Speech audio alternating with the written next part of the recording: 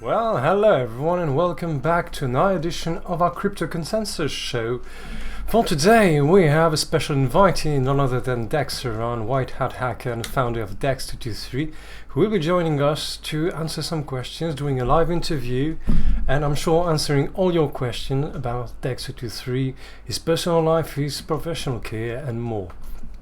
So for today we are also having a giveaway. For the past month here at the Crypto Consensus shows, we've had many selectionees and people winning at different games that we have every week. These people are selected and then have an opportunity to win at the end of the month through a raffle, which will be happening today. After our interview with Dexteron, you'll be having some more games at the show to select a few more potential winners. And after that, we'll have directly our raffle for the end of the month with more than $50 worth of Dex223 tokens to be won by 3 lucky winners today. So without further ado, we'll go with our interview with Dexteron. But of course, if you like the show, we'll be back here every week, happening every Thursday, 4 p.m. UTC. Crypto Consensus is also a community of influencers, which we have one community influencer for the African community, another for the Asian community.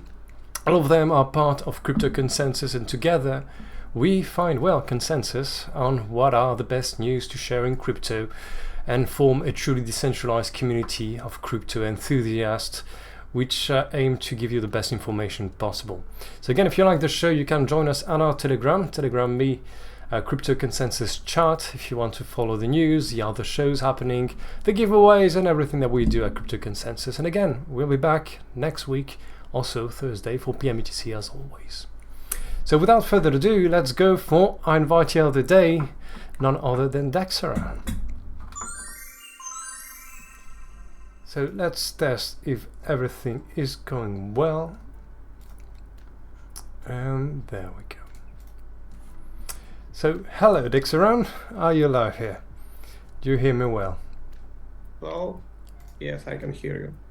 And everyone can hear you well as well. Well, perfect. Hope you're doing well today. Well, thank you for coming to the show. This is for the Dex223 community, for our community at Crypto Consensus, and I'm sure many people were having I've been wanting for a long time to have this discussion, more of an open space to talk about decentralization, stability, security in the crypto industry. Lots of broad topics that don't necessarily have something to do with Dex223, but more with what are your personal opinions on how things are going with the crypto space, decentralization and more. So welcome here today, Dex. Yeah, thank you. I would like to mention that I started my journey in crypto like in 2012 maybe. So it was before the Ethereum was founded, and I observed the early days of Bitcoin. I was a Dogecoin miner at some point with my GPUs, and I witnessed how the space changed. So basically, I joined crypto in an attempt to be more secure financial-wise, because I don't trust banks. I was living in Russia for quite a long time, and Russia is quite a decent place to live, but they have completely crazy government, and sometimes they implement completely crazy laws, and all the banks have to obey, and they can, at any point of time, just if you say something they don't like, or if you do something that someone will not like, they can just issue an order for the bank to freeze your account, take out your money, and there's a problem there. Did something like this happen to you directly, or were you just afraid of something like that happening to you? I was just afraid of it, but it was quite obvious that this can happen, and I witnessed some accidents like this. And honestly, this is mostly between you and the government in case of Russia, but in case of other countries, the problem is relevant because any bank involves trust. you have to trust the bank that it will not mess with your money, and it will be still there when you will need it. And this is not guaranteed. And we have seen that Silicon Valley is one of the largest banks in banking industry, and it goes insolvent. And this is a problem. With any place that you offer your money. They can fail and you will suffer. In case of banks, they can fail for different reasons. They can just be a bad bank and make some mistakes, or you can have a government on top of this banking system, which will have some degree of control over them. And if they don't like you for any reason, they can just freeze your account right there. Freeze your account and complicate your life significantly. So crypto was a decent solution for this problem, and at this point in 2014, 2015, there were not that much crypto exchanges. The ecosystem around crypto was very small, and there were much less people in the world who know that crypto exists. And this was just a promising tech. And I'm a security expert. I was a security expert at this time already. This is my main profession, I would say. I was also a game developer at some point, but this is my hobby. And this was interesting for me as a cryptographer, and all these things going on in crypto are my professional area of interest. So I decided to join and maybe work on some projects for some time, because it was mainly interesting for me, and I've seen a significant potential in this area, because it actually solves a problem, the problem of your financial freedom. And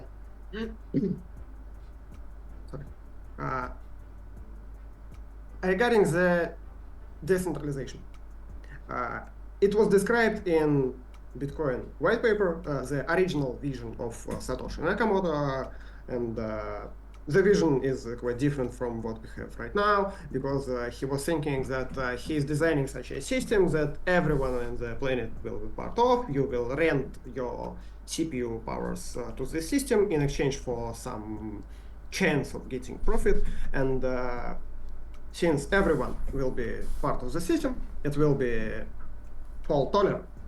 And when we are discussing the decentralization, we should understand why we even need it.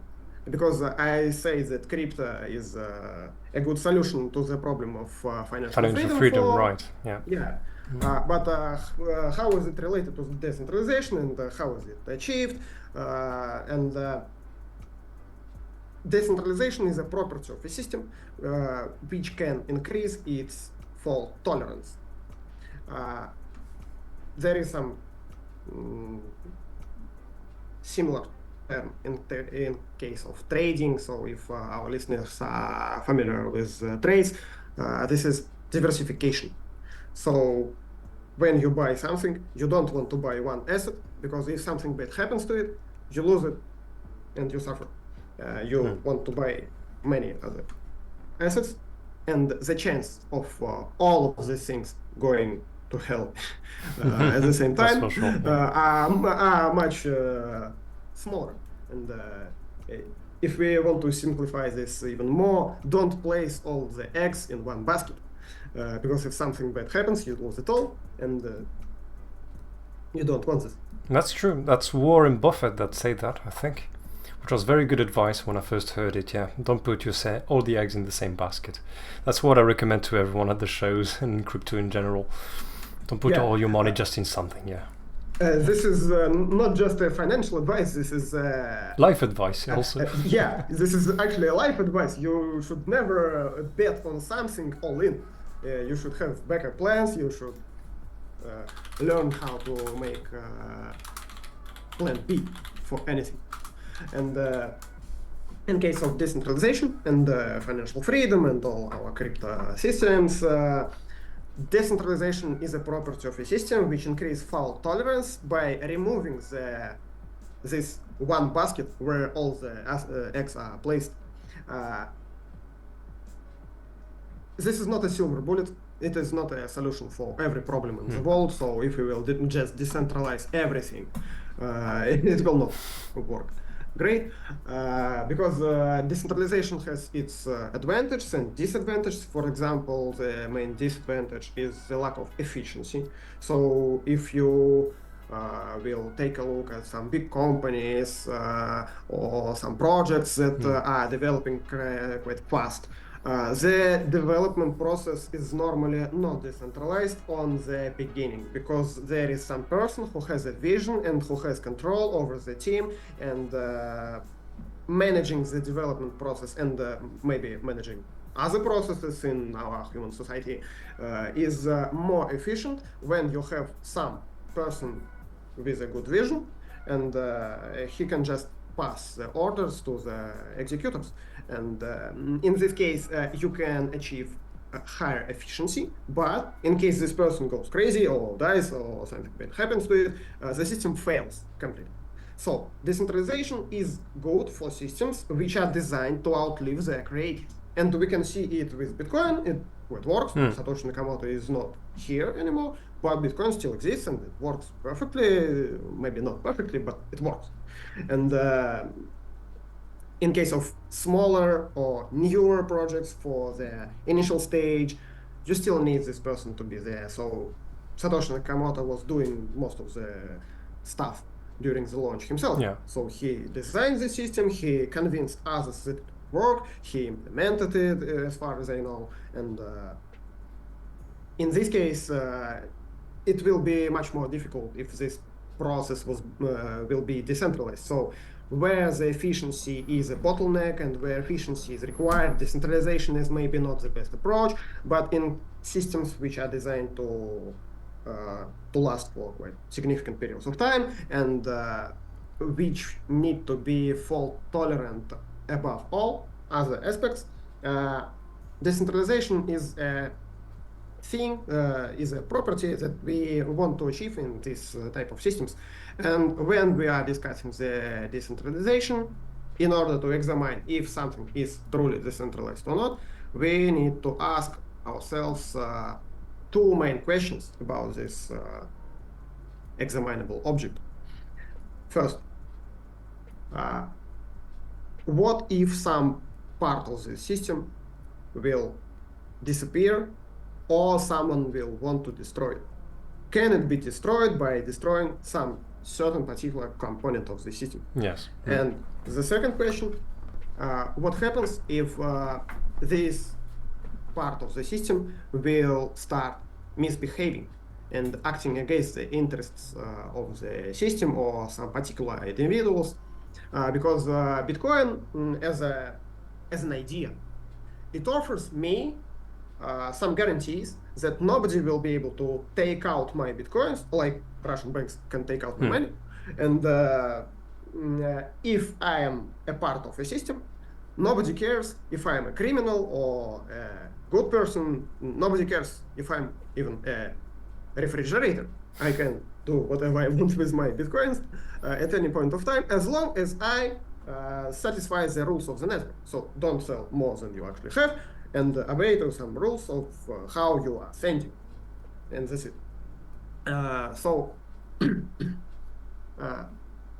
in case of Bitcoin, there are some problems with centralization, which were introduced by the financial component of the system on incidents. As I said in the beginning, Satoshi envisioned it as a global system that everyone on the planet will be part of, as long as you rented your CPU powers. Yeah. And when Bitcoin achieved some price, and when Bitcoin became a commodity with some market value, the business models evolved. And initially there were GPU miners, and they built their mining rigs with specialized equipment, and if you are trying to compete with them with your CPU powers, you are just outcompeted. It makes no sense for you to be part of the system. And the blockchain size increased, so in order to synchronize with the blockchain, you need significant space on your computer, and it is not possible to sync with smartphone, because in 2012 the smartphones were it wasn't ready yet. It was not possible for most of the smartphone users to interact with the system, but nowadays you have a wallet which doesn't even require you to have the copy of blockchain, and you can still send your assets with your smartphone without any problems. And this is a design problem of Bitcoin. It was designed with some assumptions which were not true when the system was actually implemented and it goes live. And even later, GPU miners were replaced by ASICs. And ASICs are a killer of decentralization in its own. First, you have ASIC developers, the providers of the hardware and even the software, and they are specialized equipment. Yes, everyone can buy it, but it's not a global system anymore. There are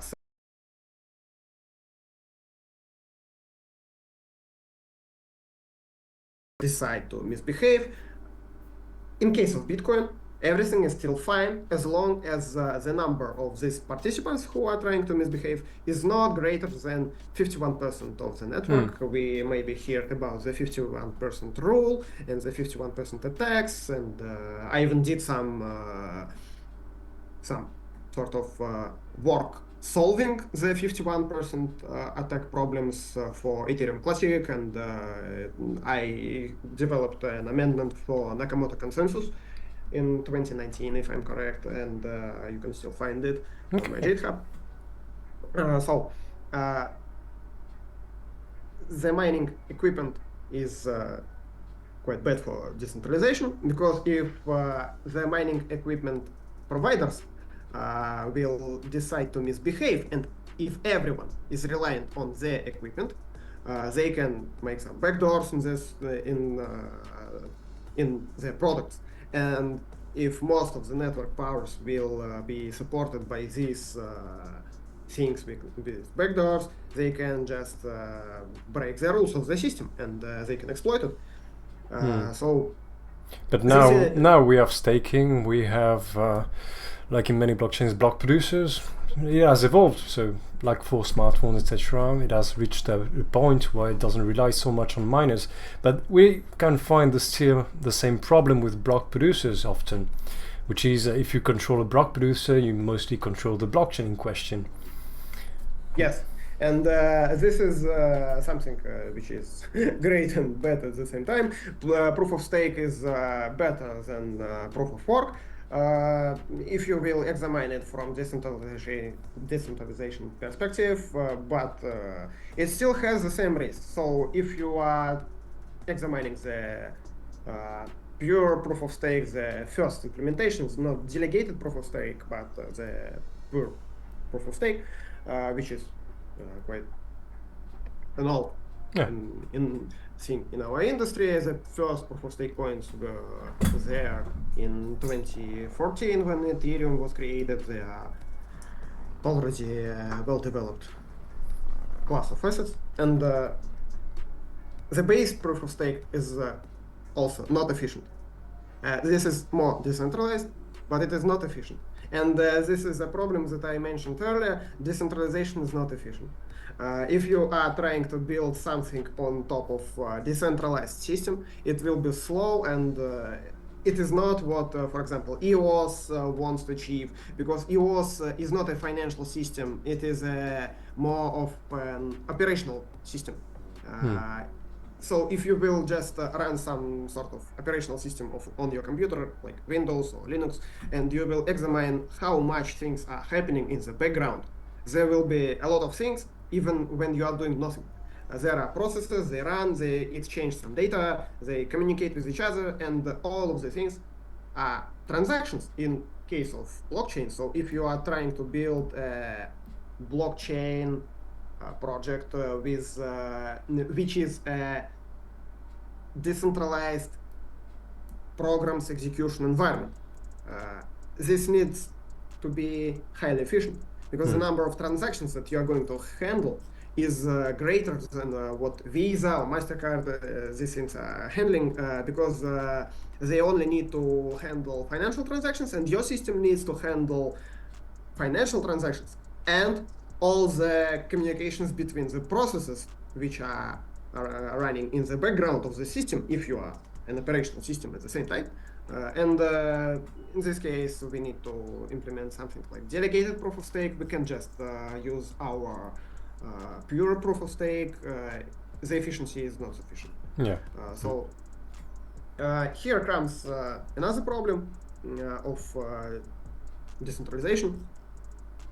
It is not like another problem, it's the same problem, but those providers, they control the media, they can agree with each other. It is just about the number of these providers that need to agree.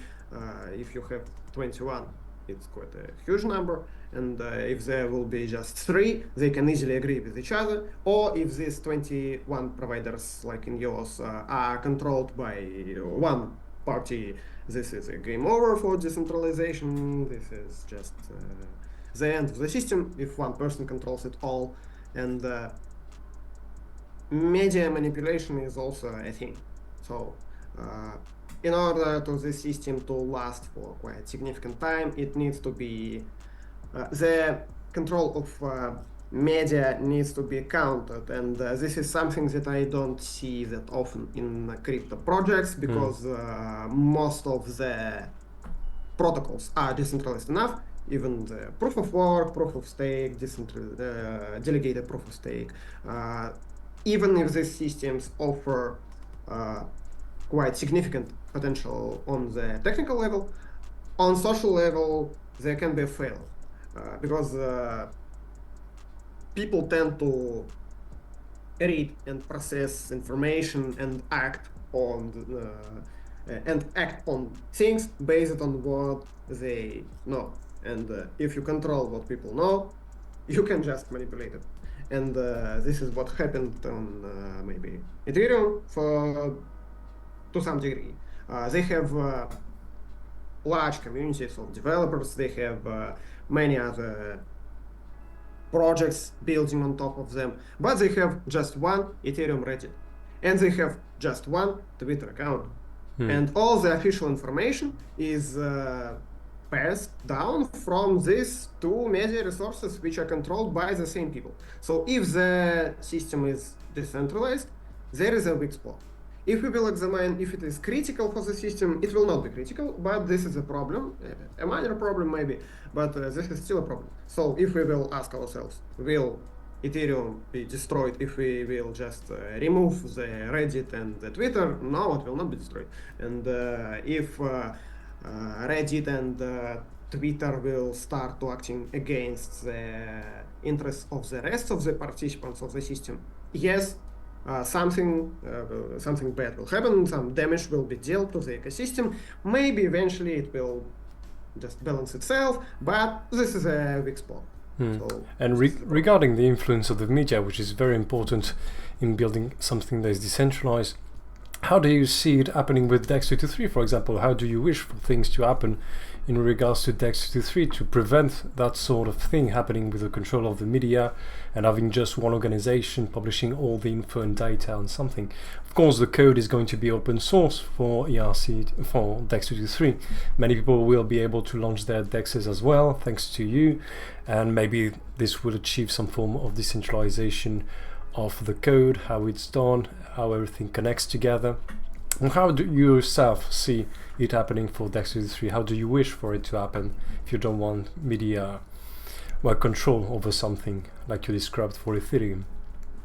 In DEX 223, we are at this point we are in the early development stage, so we don't even try to solve this problem right now. We are just focusing on efficiency, And I think it is fine for this period of time that I'm just passing down my decisions to the implementers. And when this system will go live, this is a question of how much the media will impact the workflow of this project. Because normal exchange like Binance or some other older exchange that were dominant before Binance, like Poloniex and others, they control the media opinions.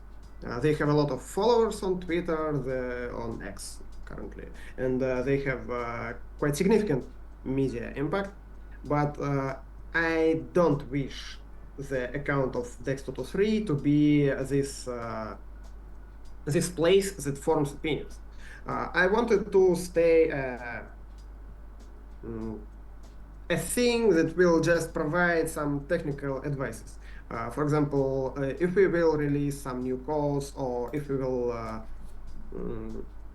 recommend some settings that, for example, our users can use to improve the quality of information that they can see, or to speed up it. So I want it to be more like technical support, not the general leader of opinions. And I would like to maintain it this way.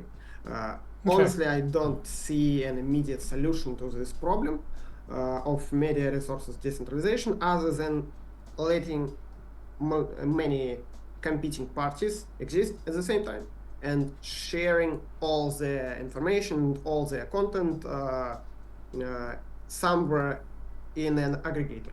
So we need to build an aggregator, and we need to make some rules that everyone can satisfy, everyone can write, and based on the content that other users are creating, we will just aggregate it and demonstrate it to everyone.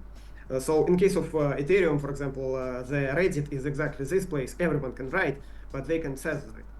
If they will not be censoring it, they will be fine. But they can remove some articles that they don't like, and they don't have transparent rules of how the Reddit is governed.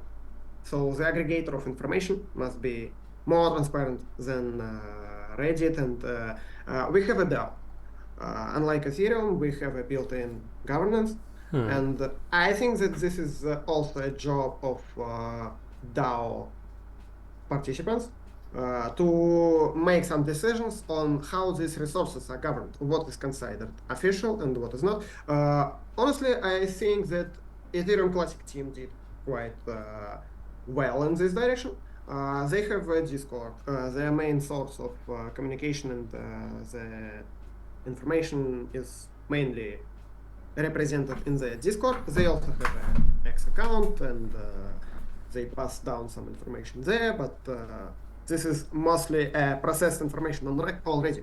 And in the Discord, they are actually having discussions, and they have requests for announcements feature. Yeah. And they have some tech called Twitter Together. So they have a Twitter account which is decentralized to some degree. This is not perfect, and it's quite common that we don't have perfect solutions, but in their case, it works at least. And we clearly need to investigate the approach, and we need to learn something from them and re-implement it if we can improve it, or just take what they have and implement it in exactly the same way if we don't have any ideas of how to improve it. Okay, understand. And so, what is your overall vision for the future of cryptocurrency as it's been today? There's going to be many challenges in the future. There still needs to be mass adoption for crypto. It's just still in its infancy, same as internet was back in the day, or the beginning of smartphones, or any technology that was about to change the world. But still, we are in the beginning, still today. And you yourself have chosen, I respect that very much, a clear path, which is for financial freedom, to build something that will prevent governments, corrupt ones, and others to get a hand over your financial freedom. and so for that you're working on DEX 223. So I'm sure you are very focused on just that one goal, but apart from that, you've been one massive, very impressive figure in the crypto space with Ethereum Classic. You've managed to navigate this space for a long time, so I reckon you have some ideas and some convictions about where, from today, going onwards into the future, we are going to be headed in the crypto space, and what is the future of cryptocurrency like, the risks, the challenges that we will face, and more. So I'd like to have your thoughts on that. Well, I have some general thoughts about the current state of the crypto industry, and they are not that bright, honestly, because I witnessed how this industry evolved. At the beginning, there were people like me who were just interested in tech and the general idea, and currently it solves real problems for real people. And those people whose problems are solved are not interested in the tech, and they are not interested in the ideas. They just want to transfer their USDT from one account to another, for example, and that's it. They don't care what happens under the hood. They are here to do something they can't do in any other places. And there is a big infrastructure created for these people.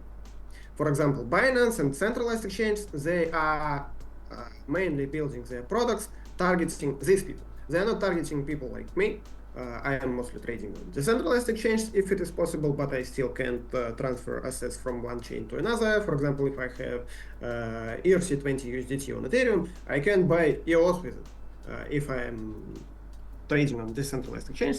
But normal people, they don't even care about it. They just go to Binance and make their trades there. They don't even make trades. They just exchange, for example, their cash dollars to some other assets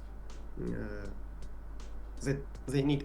And there are people who are interested in financial gains. So they know that Bitcoin price is growing. They want to buy Bitcoin and they want to get rich. That's it. And there were always people like this who only came to the crypto industry to buy a Lamborghini for them a few years later. But nowadays, the amount of people like me who are interested in the ideology and the background technology is much smaller than it was at the beginning, and the amount of services which create this ecosystem for people who are not part of the ideological society of crypto is much bigger, and as a result they get more financial inflows. So Binance is getting richer and richer over time, and all those centralized exchanges are mostly profitable for their owners, and they keep doing what they were doing. They keep increasing the amount of centralization. So centralized exchanges are the main problem of crypto in general. They, first of all, they can fail, and if something big like Binance fails, it will damage us above anything else. And they can mess with the money in exactly the same way as the bank can. They can make wrong decisions. Anything can go wrong. And they are prone to government control. If the government will pass some laws to them to execute, they can just freeze your accounts like banks. And all the advantages of crypto are lost if you are holding the crypto on centralized exchange. Of course. And they form opinions. And this is the worst thing. They have some listing criteria. They judge which project will go to the moon and which project will just stay invisible, even if their idea and potential is huge. And this is quite bad. So, in my opinion, in the future of crypto industry, we will have much more of these types of projects which don't care about decentralization, transparency, and the problem solving at all. They just care about the financial gains of their owners, and they are implementing solutions which satisfies the needs of people who also don't care about decentralization. So if you will calculate the amount of people who hold their assets on Binance, it will be huge. And all those people, they don't see a difference between some bank and Binance. They don't care. If their bank would be providing them services to buy crypto, they will go there. They don't see any risks in these types of systems, even if they are centralized. It's just Binance allows them to do this, and banks don't allow them to do this. So they go to Binance because it is a temporary solution. If banks will start doing this, they will go there. And this is a trend for the past maybe 7 years. And I think this trend will continue. So maybe at some point it will change if we will witness some big crash or, catastrophical event.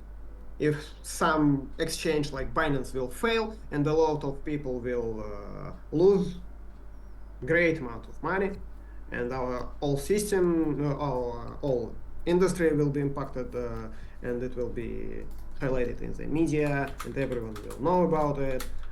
Maybe for some small period of time, there will be more focus on decentralization again. But as long as the system is stable and all the centralized exchanges and centralized services don't fail, nobody is interested in decentralization. So that's how it works. Yeah. From what I observed over there. Oh yes, that's what everyone observed. The big control of Binance, Coinbase, and most of the centralized exchanges over the crypto industry.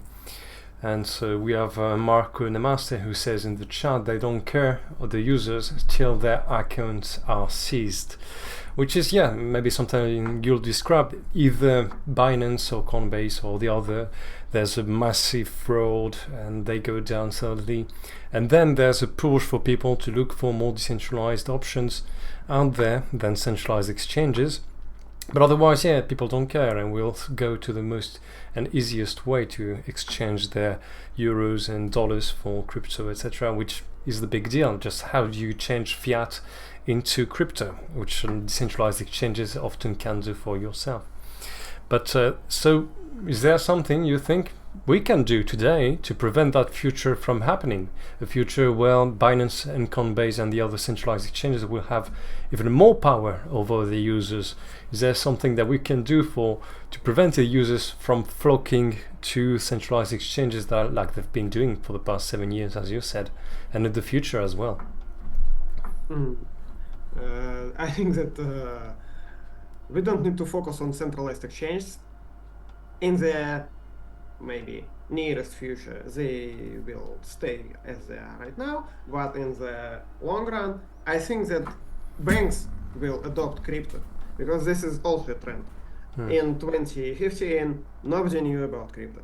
In 2019, there were some countries who already started implementing some laws that tried to regulate the crypto industry and the crypto assets. And now it's 2024, and in many countries you can exchange fiat to crypto just bypassing the exchange like Binance.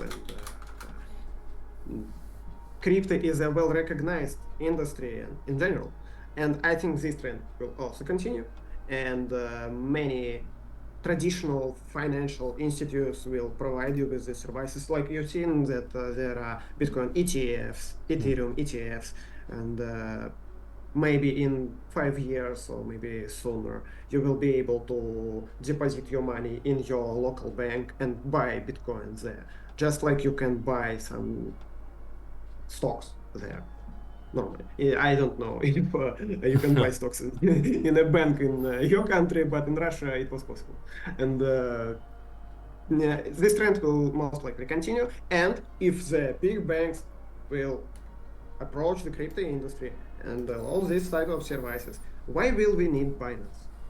I think that all those people who are trying to buy crypto in Binance now, they will be just pulled to normal banks, and they will leave Binance. They will be where they are mostly comfortable. So the overall control that Binance has right now over the crypto industry will be diluted between all the banks that now have crypto support. They won't have that monopoly that they had before in the whole crypto industry. So yeah, banks joining joining the party, as we say, would be a pretty good move, to have decentralization. And I'll cut you right there because we have 1 minute left on our 40-minute free Zoom call. So what we'll do is we'll quickly recreate a room. I'll send you the new link and we'll go on from there. I'll send you the new link right now on Telegram. Yeah, sure. And we'll start right over from where we were. All right, be right back, everyone. Just a quick 1 minute break and we'll be right back with Dexeron. Coming right over. Just 1 minute.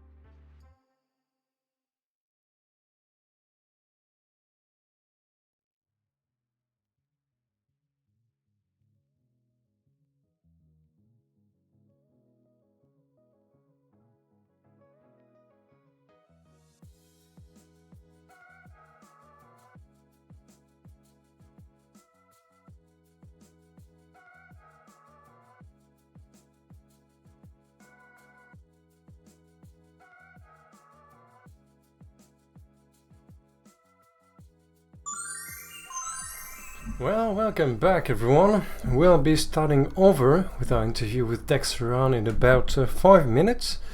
Until then, I wanted to cover a few things with all of you. Of course, we are going to have our giveaway today. So right after our end of the interview with Dexeron, we are going to have, yes, the monthly giveaway is happening today. We have been selecting winners for the past month, all of you winners at the games. So we'll have first a few more games to allow everyone to have a chance to win again today. And after that, we'll go with the raffle to win $50 worth of DEX223 tokens for yourself. So this will happen yet again after our interview with Dexeron. If you like the show, also remember, join our Telegram at Crypto Consensus Chat to have all your questions answered and join the community at Crypto Consensus. Again, we have shows every week. We are also having shows in other languages for the African community, for the Asian community.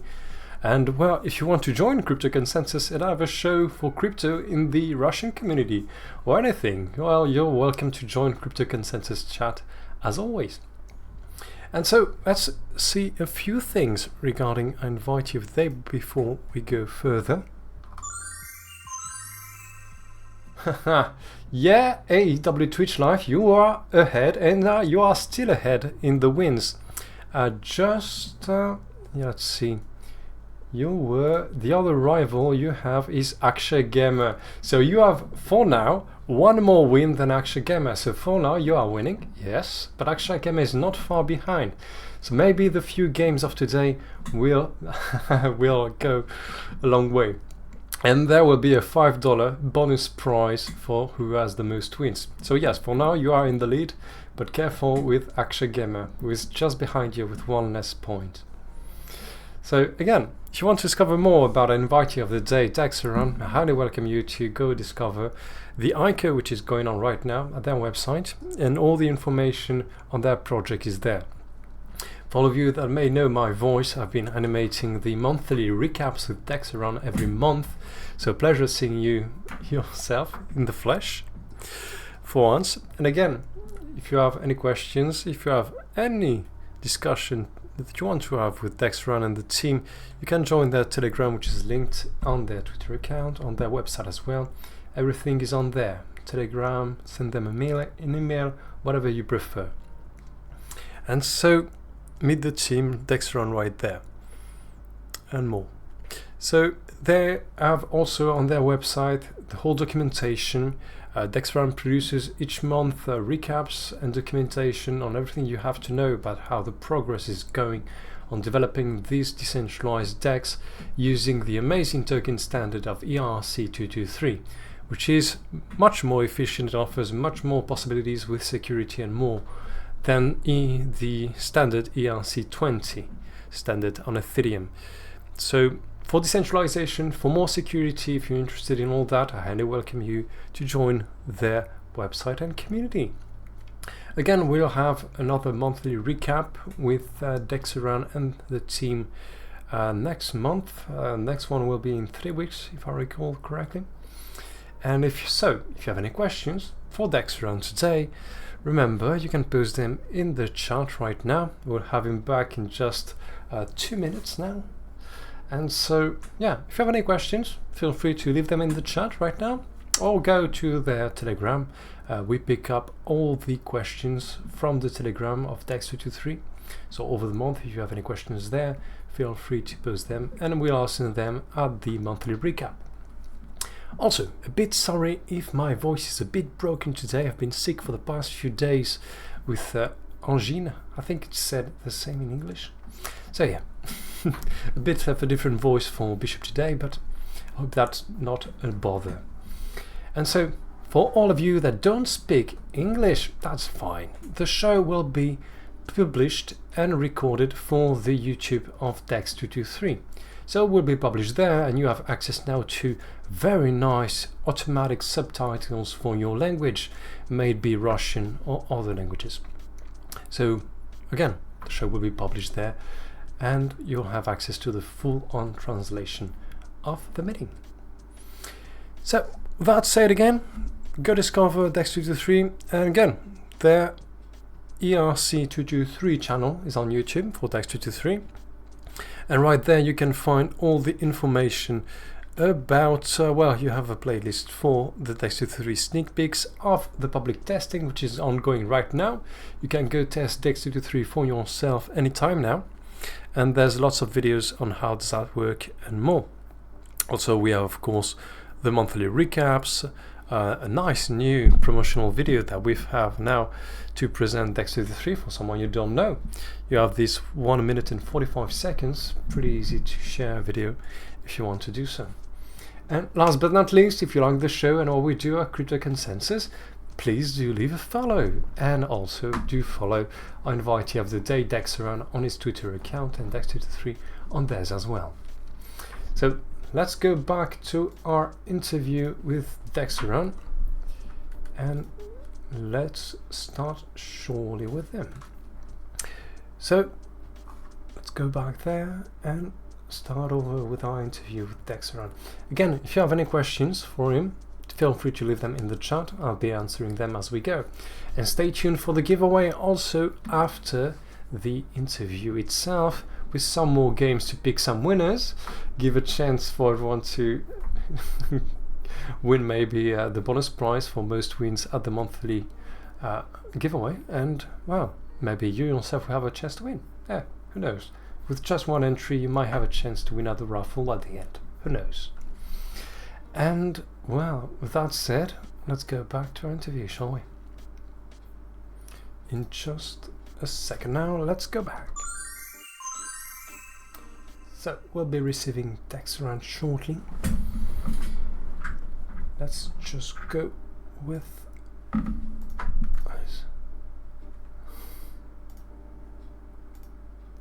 subscribe. All right. So let's go for our interview. Let's bring back Dexteran, recreate the room and everything, and we'll be good to go.